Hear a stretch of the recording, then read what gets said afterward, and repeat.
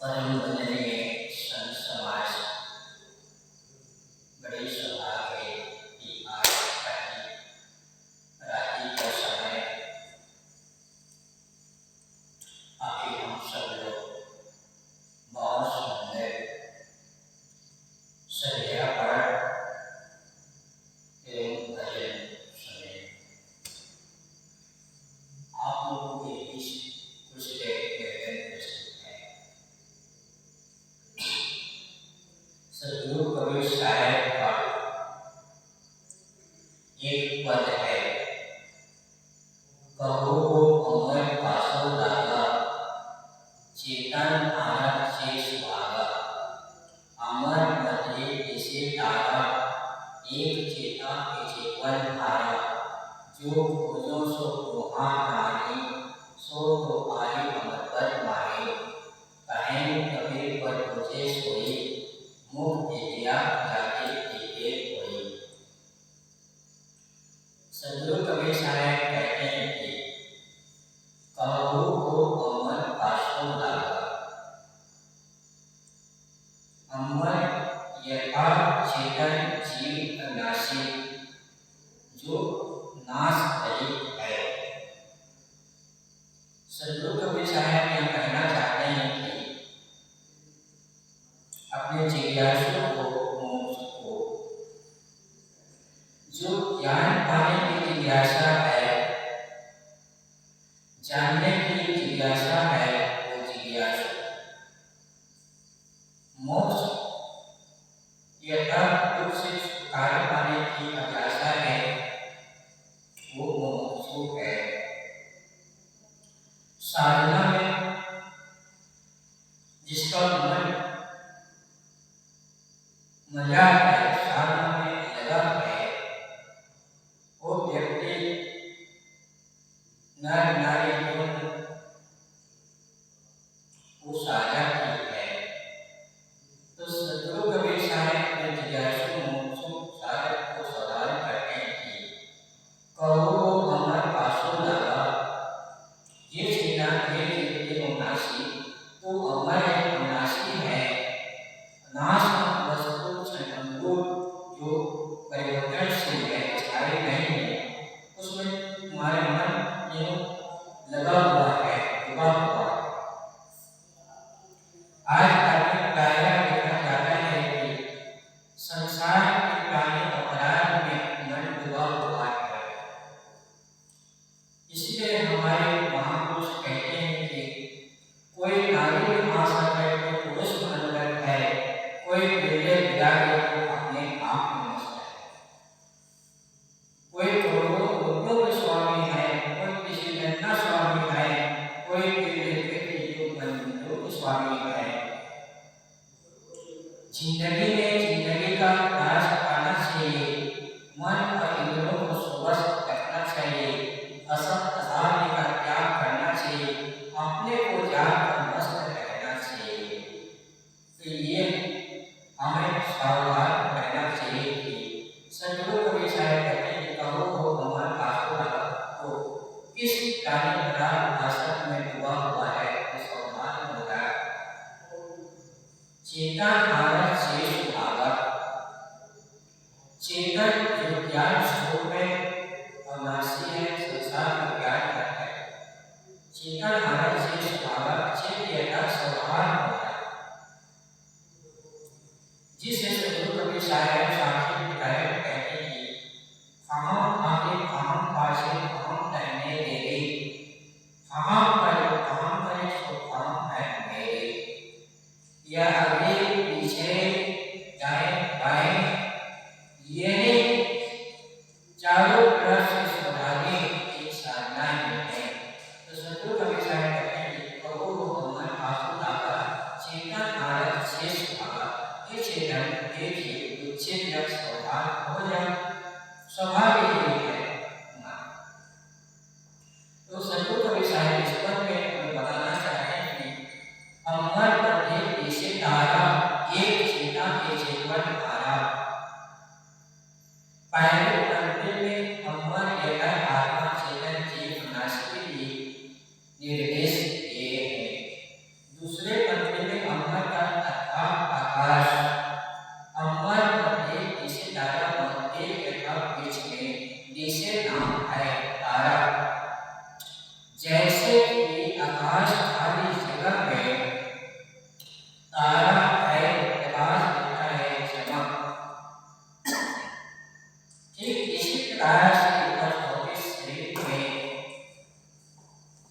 क्षितिज जल पावन गगन समीरा पंच रसी के अधम शरीरा प्रगट करो तब आवेश हुआ शिव नित्य हितावे तुम दोहा। जैसे कि राम जी ने बागे को छिप कर मारा, बागे स्वर्ग गए, एक बार में विलाप करते हुए तारा आई राम के पास और उस विलाप में भगवान राम समझाते हैं कि तारा क्षितिज जल पावन गगन समीरा के पंच भौतिक शरीर मिट्टी पानी आग हवा से निर्मित है। क्षितिज जल पावन गगन समीरा पंच नदी के आधार शरीर के पंच भौतिक शरीर नाशवान है। प्रगट करो तब आवेश हुआ जीव ने तेरी आगे तुम हुआ। यानी जीव अनाशी है, नाश नहीं है, इसलिए क्या करते हो, इस प्रकार श्री राम जी ने कहा। तो सदगुरु कबीर साहब कहते हैं अम्मा नदी इसी धारा यथा पंच भौतिक शरीर विष्णु अविनाशी जीव है।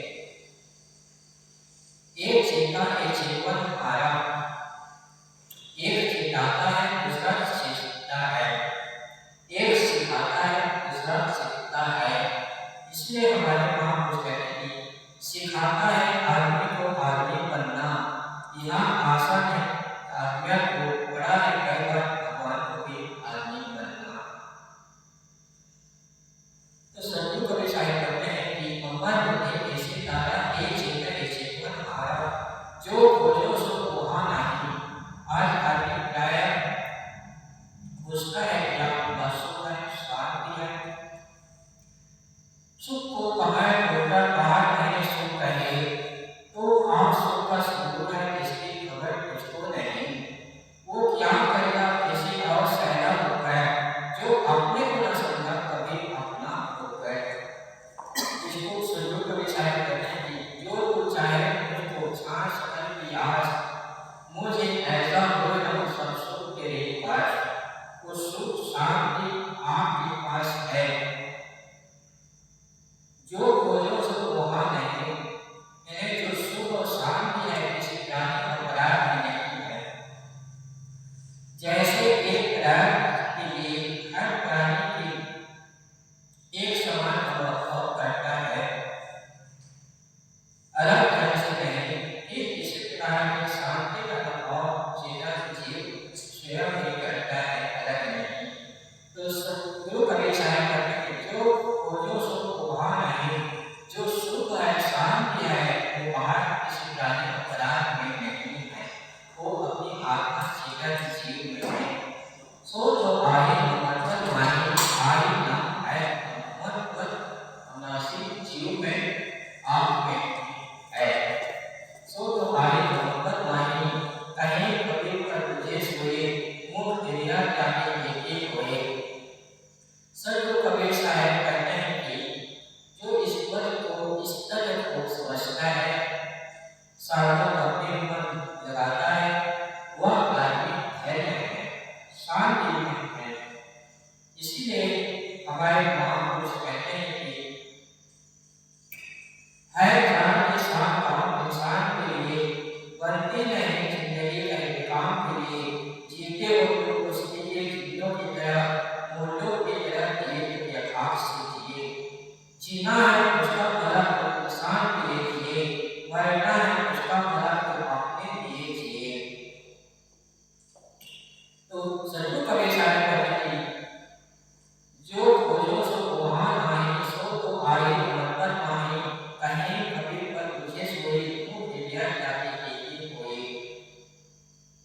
मुख हिलिया जाके एक होए, जिस प्रकार से मन अकड़ वाणी से पवित्र वाणी होता है, इसीलिए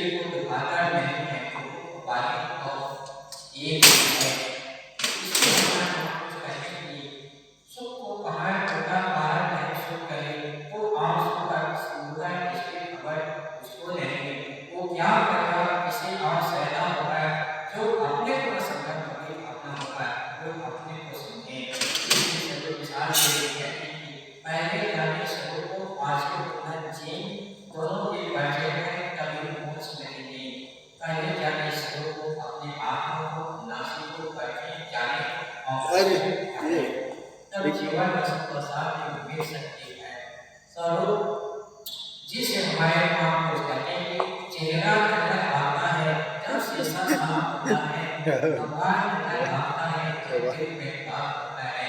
तो बैठकर कहा कि संतों को इशारा कहते हैं, कहो भगवान कासो नागा चेतन आगा शेष भागा अम्बर बसे जिसे तारा एक सीता के सिर पर हारा जो खोलो सो वहाँ आए सो तो आई मंगल माही कहे कभी पर तुझे सोए मुख जरा जागे तेरे कोई। बस ये सब सारा अपने बारे में काम है। बोले सतगुरुदेव हरि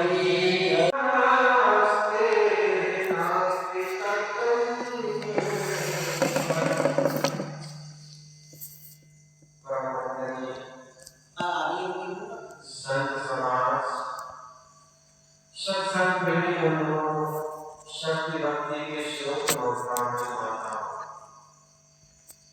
2 दिन पहले हमारा वार्षिक कार्यक्रम संपन्न हुआ, जिसमें बड़े दूर दूर के भक्त लोग आए और चले गए। संसार ठीक ऐसा ही है, कोई यहाँ रहने नहीं पाना नहीं है। जैसे साहब ने कहा ना, आ रहे हैं सो जाएंगे। जो भी संसार में आया है एक न एक दिन उनको जाना पड़ता। देश समेत 2 लड़के थे, एक मनोरंजक कहानी सुनाऊं आपको। 2 लड़के थे, दोनों लड़के शाम के समय गांव के बाहर नहर के पुल पर बैठ करके आपस में चर्चा कर रहे थे। एक लड़का ने कहा, यार जानते मेरे पिताजी जब मरे तब कितने रुपए छोड़ करके मरे? पहले वाले ने कहा, कितने रुपए छोड़ करके मरे? तो दूसरा लड़का ने कहा, यार जब मेरे पिताजी मरे तब 10 लाख रुपए छोड़ करके मरे। पहले वाला लड़का ने सोचा ये अपने पिताजी का बड़ा बड़ाई करना, 10 लाख रुपए छोड़ करके मरे। अभी पिछले बार की बात बीमार पड़ी थी, डॉक्टर ने कहा था लाख रुपए लगेगा इनके ऑपरेशन में। तो ये कई दरवाजे झांके तब कहीं अपनी माँ का ये ऑपरेशन कराया, और ये पिताजी के मरने पर इतनी संपत्ति छोड़ करके गए, इतनी बड़ी लड़का सोचा उनसे रहा नहीं गया। उन्होंने कहा, बस तुम्हारे पिताजी मरे तो 10 लाख रुपए छोड़ करके मरे। चूंकि दोनों के पिताजी मर गए तो पहले ने कहा, तुम्हारे पिताजी मरे तो क्या 10 लाख रुपए छोड़ करके मरे? दूसरा वाले लड़का ने कहा, क्या तुम्हारे पिताजी जब मरे तो क्या इससे ज्यादा छोड़ करके मरे? 20 लाख, 30 लाख, 40 लाख, करोड़, क्या इससे ज्यादा तुम्हें गिनती नहीं आती? क्या 10 करोड़, 20 करोड़? पहले वाले लड़का ने कहा, भाई आदमी 10 करोड़ 20 करोड़ नहीं, जब मेरे पिताजी मरे तब पूरी दुनिया छोड़ करके मरे। और बिल्कुल हम सबको एक दिन जाएंगे, मरना पड़ेगा तो पूरी दुनिया छोड़ करके मरेंगे। इसी प्रकार जो आते हैं इस संसार के सबको एक दिन जाना पड़ता है, लेकिन जाने जाने में अंतर होता है। एक सिंहासन चढ़ जाने के बंधे जाते हैं। कोई व्यक्ति होता है जो वासनाओं से बंध करके जाता है, बंधने में बंध करके जाता है, रूपी सिंहासन में बैठ करके बहुत कम लोग जा पाते हैं। और धन्य है व्यक्ति जो सिंहासन पर अर्थात अपने जीवन को वासनाहीन करके, वासना से रहित करके, मुक्त बना करके दुनिया से जाता है। और ऐसे ही लोगों के लिए समाज के लोग आंसू बहाते हैं। इसलिए हम भी समाज को कुछ ऐसे भेजा है, समाज के लिए सार्थक हो। एक लेखक ने बड़ा अच्छा कहा था, कुछ ऐसे लिख जाओ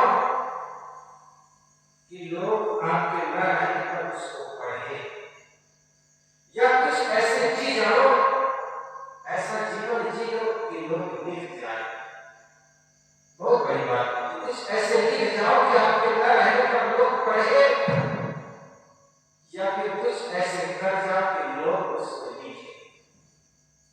सद्गुरु कबीर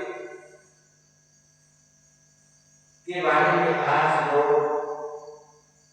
शोध कर रहे हैं, उनके जीवन, उनके दर्शन के बारे में। तो ऐसे जीवन जी गए कि उनके बारे में आज लोग लिखना शुरू कर दिए। तो कहने का मतलब हमारा जीवन, आपका जीवन, सबका जीवन संपूर्ण है। इसलिए समाज में हम कितने लंबे समय तक जीते ये बड़ी महत्वपूर्ण नहीं है, बल्कि हम समाज को क्या देते हैं या हमारा छोटा सा जिंदगी में हम कैसे जीते ये बड़े महत्वपूर्ण है। इसलिए जहाँ रह रहे हैं वहां पर किसी की बाधा बनकर के न जिए, किसी के लिए दुख बनकर के न जिए, बल्कि वहां की आवश्यकता बनकर के जिए। हमारी आवश्यकता हो ऐसे कुछ कृत्य करें। तो निश्चित जानिए जहां हम रहते हैं, जिस जगह पर रहते हैं, वह व्यक्ति को समाज और लोग याद करते हैं जिसका जीवन औरों के लिए होता है। आप आपको चाहे पशु मृत्यु से कहते हैं, जो औरों के लिए जिए मानुष मृत्यु से कहते हैं। एक पक्षी था, कहा जाता है महाराज राम शायद गिलहरी का उदाहरण दिया करते हैं। गिलहरी जो थी, उस समय की बात है जब महाराज राम अयोध्या में चढ़ाई करने के लिए पुल बना रहे थे। पुल बनाने की योजनाएं चल रही थी और मानव सेना पुल बनाने के लिए लगे हुए थे। ऐसे समय में एक गिलहरी कुछ धूल में लौटती, पहले सागर में पानी, अपने शरीर में पानी लगाती, फिर धूल में लौटती और धूल को ले जाकर के उस पुल में उस धूल को झाड़ती। ठीक फिर झाड़ने के बाद फिर सागर के पानी में घुस करके निकलती, फिर धूल में लौट करती, फिर वो पुल में जाकर के अपने धूल झाड़ती। किसी ने देखकर हंसने लगा, ये गिलहरी तुम क्या कर रही? उन्होंने कहा साहब मैं और तो कुछ नहीं कर सकती, लेकिन महाराज राम जिस योजना में लगे हुए, पुल बनाने की योजना में लगे हुए हैं, जिस दिन इतिहास लिखा जाएगा कि पुल बनाने में कौन थे, ठीक उसके नीचे मेरा नाम लिखा जाएगा। ठीक इसी प्रकार हम जिस जगह पर रहे, भले बहुत बड़ा काम करना पाए, उनका हम सहयोग करेंगे, उनका हम साथ करेंगे। लोग नीचे हमारा इतिहास कई लोग नागरिक है, लेकिन हमको बड़ा संतुष्टि मिलेगी कि अमुक जगह का निर्माण हुआ, अमुक संत जब थे उनके साथ में वो संत रहा करते। तो निश्चित जानिए जीवन सार्थक हो जाएगा। जहाँ रहेंगे तो सब जानते हैं, एक दिन मरना होगा, एक दिन जाना होगा। सभी लोग कहते हैं भैया सबका यही होगा। तो ये तो होना ही, ये बात जब जान गए तो जानने के साथ साथ हमारे जीवन में कुछ तब्दील आना चाहिए, जिंदगी में कुछ बदलाव आना चाहिए। मेरे सीने में न सही तो तुम्हारी सीने में हो, लेकिन आग कहीं भी होनी चाहिए। जिंदगी में बिना परिवर्तन के, बिना क्रांति के शांति नहीं आती।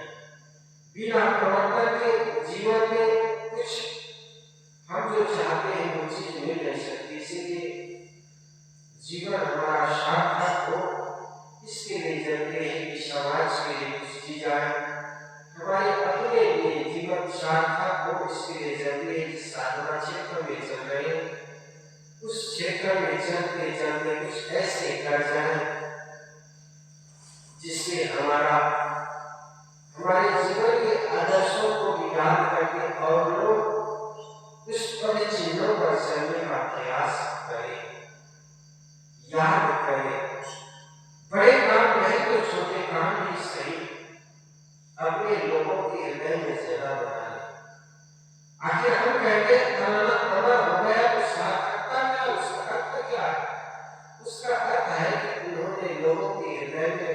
दिल में अपनी जगह बना ली। जैसे घर गृहस्थी में एक दादाजी थे, उस दादा ने अपने मकान को बनाया, दुकान को बनाया, बच्चों को अच्छे सेटल कर दिया, तो आने वाली पीढ़ी, उनके बच्चे, उनके पोते याद करेंगे हमारे दादाजी इतने अच्छे मकान बनाए, इतने अच्छी दुकान बनाए और अपने परिवार को इतने व्यवस्थित किए, उसी का प्रताप है कि आज हम बड़े सुख से जी रहे हैं। इसका मतलब उस दादा ने पोतों के दिल में अपनी जगह बना ली, अर्थात पोतों के दिल में वो अमर हो गए। ठीक ऐसे जहां हम रहते हमको याद कैसे करें, हम अमर कैसे होंगे, ऐसे ही अमर होंगे। दुनिया के लोगों के दिल में हम जगह बनाएंगे, समझो हम अमर हो गए। चीजें कोई अमर नहीं होती, शरीर कोई अमर नहीं होती, लेकिन हमें याद करके लोग समझना हम अमर हो गए। बोलिए सदगुरुदेव की जय। वंदनीय गुरुदेव तुमको, वंदनीय